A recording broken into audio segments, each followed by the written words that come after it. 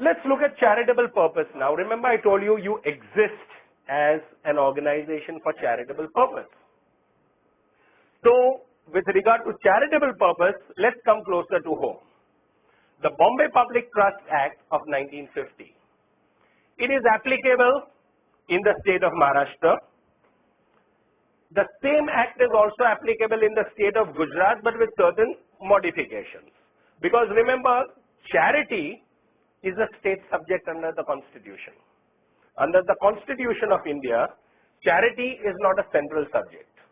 It is a state subject and it's also on the concurrent list. But largely, therefore, registration is always at a state level. This is one of the myths we always live under. We often claim to be what we call national level organizations.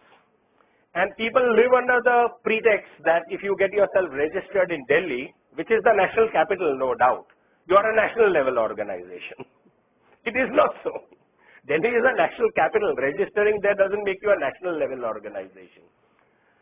So, we'll come to that a little bit later about Delhi and the curiosity of registering yourself in Delhi, etc. We'll take it stage by stage. But let's look at what is charitable purpose. Under Section 9(1) of the Bombay Public Trust Act, which I repeat is in Maharashtra, the Trust Act incidentally exists only largely in Western India. Maharashtra has it, Gujarat has it, Madhya Pradesh has it, Rajasthan has it. You go to a large part of the rest of India, South India, Northeast, no one has heard of trust. There is no charity commissioner in place.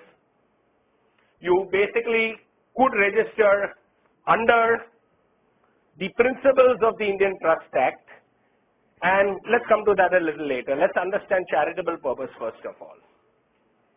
Charitable purpose is defined here as relief of poverty or distress, education, medical relief, provision for facilities for recreation or other leisure time occupation, including assistance for such provision, if the facilities are provided in the interest of social welfare and public benefit, and the advancement of any other object of general public utility, but does not include a purpose which relates exclusively to religious teaching or worship.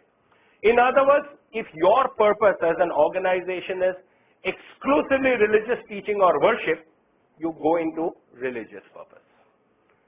Now, so many of our charitable organizations are sometimes inspired by religious teachings, or like the Ramakrishna Mission and various other such organizations. That's fine.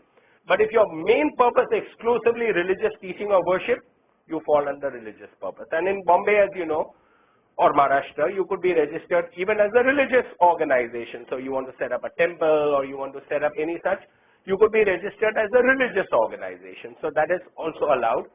But we are referring here to charitable purpose under which many of our NGOs are registered.